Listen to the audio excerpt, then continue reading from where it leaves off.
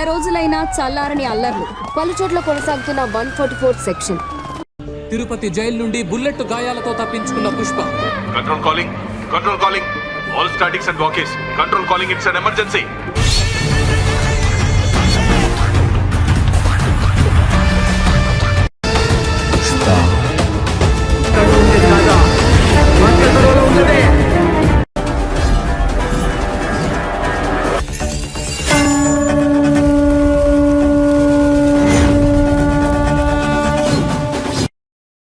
Pushpa Garibula. Eu vou ter que...